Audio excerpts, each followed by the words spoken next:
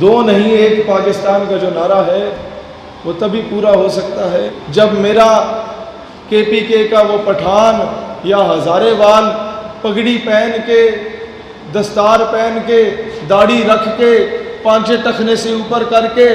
Waste کوٹ پہن کے جب کسی چوک چوراہے سے گزرے گا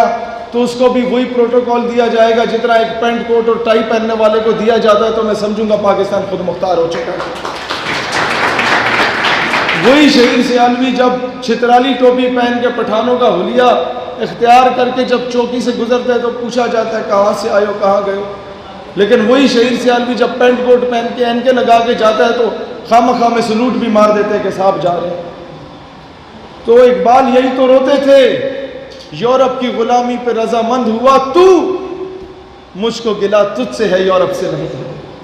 جب تک یہ سی وی لے کے، آپ لوگوں میں سے جو نوجوان ہیں بھائی جان مجھے بتاؤ نا، جب تک سی وی لے کے ایم این اے کے پاس نہیں جاتے یا کسی دفتر میں نہیں جاتے کہ جناب میں آپ کا نوکر بننا چاہتا ہوں، میں آپ کے بوٹ پالش کرنا چاہتا ہوں، میں آپ کی نوکری کروں گا، میں آپ کی خدمت کروں گا، میں آپ کی چاپلوسی کروں گا اور میں بہت اچھی چاپلوسی کر سکتا ہوں باقیوں کی نسبت، تب تک کیا وہ آپ کو نوکری پہ رکھے گا؟ نہیں رکھے گا نا۔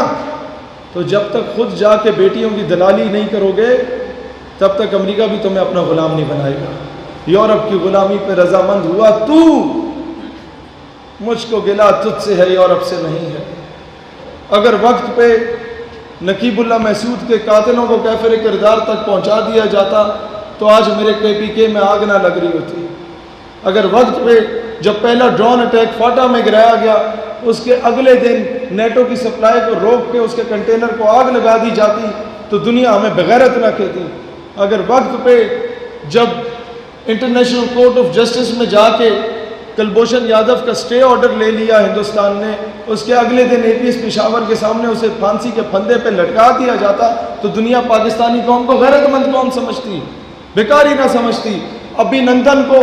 بھیجنے کے عوض کرنل حبیب کو یا افضل گرو کی میت کو ہی واپس منگوا لیا جاتا جو 23 سالوں سے ہندوستانی جیل میں سڑ رہے، تو کم از کم دنیا ہمیں غیرت مند قوم کہتی۔ ہم نے جیتی ہوئی جنگیں میزوں پہ ہاری ہیں، ڈپلومیسی زیرو ہے۔ آج بھی اور آج سے پہلے بھی کشمیر کے نام پہ جو لوگ ڈیبیٹ کرنے کے لیے انٹرنیشنل فورمز پہ گئے وہ سب الو کے پٹھے سفارشی گئے، وہ سفارشی ٹولا گیا، یہ منسٹرز کے بھانجے بھتیجے گئے۔ اور ہوا کیا کہ جب انٹرنیشنل فورم پہ آپ کیس لڑتے ہیں کہتے ہیں وہ کشمیر میں بڑا ظلم ہو رہا ہے، زیادتی ہو رہی ہے، او ہو، انڈیا کہتا ہے یہ نہ کرو، تم مجھے بتاؤ فلان ریزولوشن کے مطابق کیا ہے، فلان ریزولوشن کے مطابق کیا ہے، یہ کیا ہے، وہ کیا ہے، اس قانون کے مطابق کیا ہے، تو ہمارا بندہ کہتا ہے یہ تو مجھے نہیں پتا لیکن ظلم بڑا ہو رہا ہے۔ او بھائی جان یہ باتیں پنڈ دیہات میں ان پڑھ لوگوں کے سامنے کر لو وہ مان لے گا، آپ نے جب انٹرنیشنل سطح پہ جانا ہے تو اس کیلیبر کی جا کے بات کرنی ہے۔ یہی وجہ ہے کہ ہم کشمیر کا سودا کر آئے۔ عافیہ صدیقی کی بہن ہمیں کہتی ہے کہ مشرف نے ایک مرتبہ بیچا تھا، خان اور نواز نے بار بار بیچا اس کا نام۔ میں نے کہا وجہ کیا ہے؟ خان تو سنسیئر ہے، کہتی ہے خان کے وزراء شاہ محمود قریشی ٹائپ کے لوگ ہمیں خان تک پہنچنے نہیں دیتے اور ہمیں یہاں تک کہا گیا شاہ محمود قریشی کی جانب سے کہ آپ نے آئندہ میرے دفتر میں قدم نہیں رکھنا۔ جب اوپر نو ڈاؤٹ وزیر اعظم پہ فی الحال مجھے شک نہیں ہے لیکن جو سائیکوفینٹس اراؤنڈ ہم وہ تباہ کریں گے، اس ملک کو تباہ کریں گے۔ انہوں نے مشرف کو بھی تباہ کیا تھا، انہوں نے غریب کو بھی تباہ کیا تھا، مولویوں کو اٹھا کے ان کا سافٹ ویئر تبدیل کر دیتے ہیں ہمارے حکومت کے لوگ۔ اسی طریقے سے وہ عبدالشکور نامی قادیانی جو ملک سے باہر دفع ہوا تھا اس کو ڈونلڈ ٹرمپ کے سامنے پیش کرنے والے سلمان تاثیر کا بیٹا جو پاکستان کے آئین اور قانون کے خلاف ڈونلڈ ٹرمپ کے سامنے بکواس کر رہا تھا اور دنیا میں پاکستان کو ذلت کا نشان بنا رہا تھا، آج تک اس کی نیشنلٹی کینسل نہیں کی گئی۔ کیا یہ انصاف کا دورہ معیار نہیں؟ کیا یہ انصاف کا دورہ معیار نہیں ہے کہ ہم ناموس رسالت کے لیے اٹھتے ہیں تو ہر دوسرے دن ہمارے گھر کے باہر جناب کبھی آپ کا ایک ایجنسی کا بندہ کھڑا ہوتا ہے، کبھی دوسری کا کہ ملک کی جو ہے وہ بقا خطرے میں ہے، لیکن وہ میرا جسم میری مرضی والی عورتیں جب نکلتی ہیں 12-14 عورتیں نیند بنانا حالت میں، تو